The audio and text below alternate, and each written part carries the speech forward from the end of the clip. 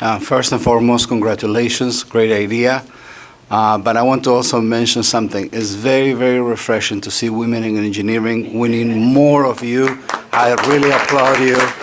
We need more. Hopefully in the next years we're going to have other judges and perhaps women being judges. There's nothing that will stop you from it. So hopefully you encourage your female friends to also join engineering. It's wonderful to see that.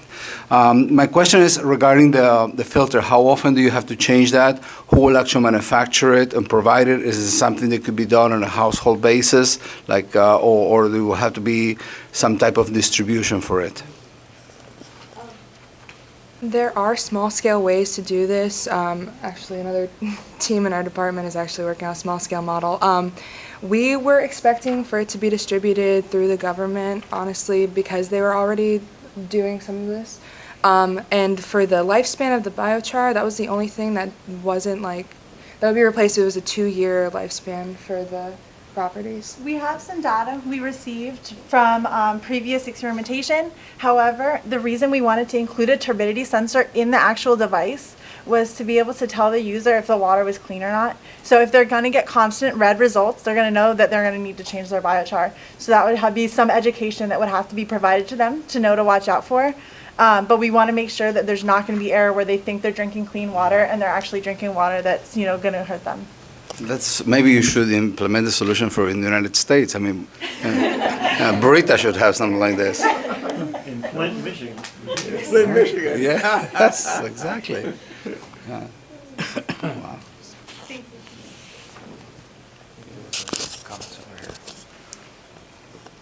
I think my partner here alleged to maintenance cost. What are we talking about? You had the cost of the initial $360.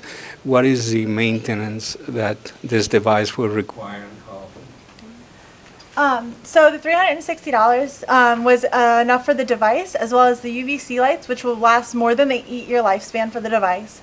The really only thing that would have to be replaced by the user is the biochar, and we're already expecting that to be locally sourced.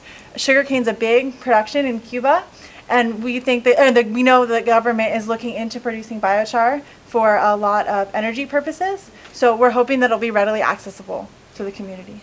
We also thought that the UVC lights would be our biggest issue if there were maintenance costs. Like if a light went out, what would we do to replace it?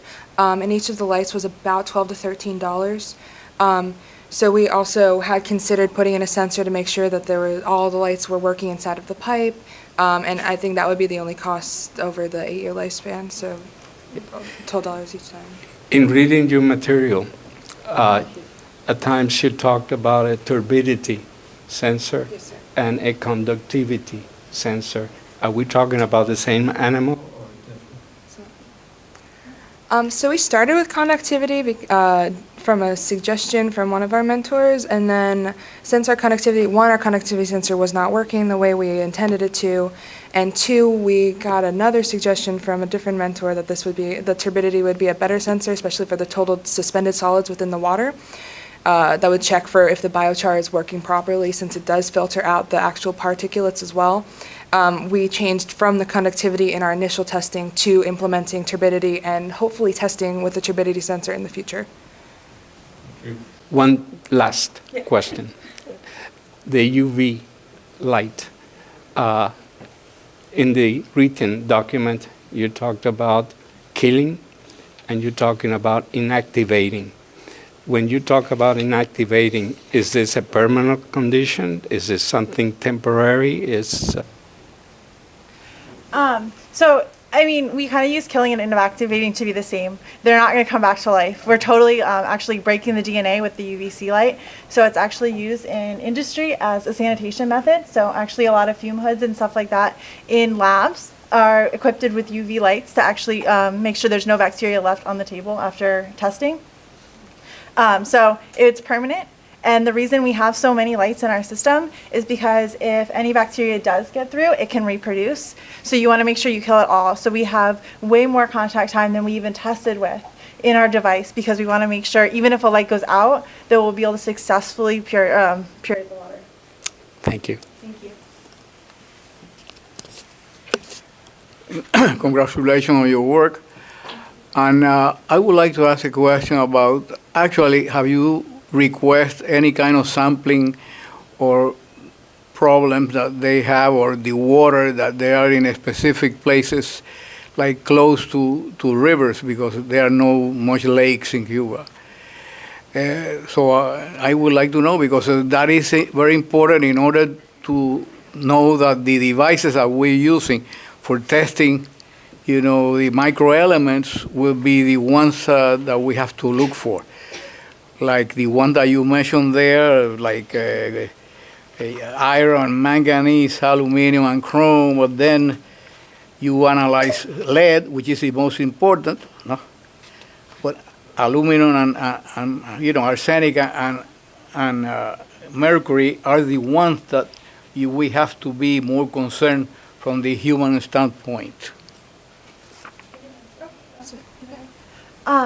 So we actually worked with one of our mentors, was working on biochar and its properties in absorbing heavy metals. And so we chose to test with lead on a kind of a time constraint. We had the ability to easily test for lead, and I felt like that was a representative sample. However, in the future, especially if this was going to be implemented in a large scale, we'd like to test with more materials to confirm this is going to make the water safe. And we also had research from when we were doing our paper that things like aluminum and other metals like that are easily absorbed by biochar depending on the feedstock, and we were trying to confirm that through our own testing.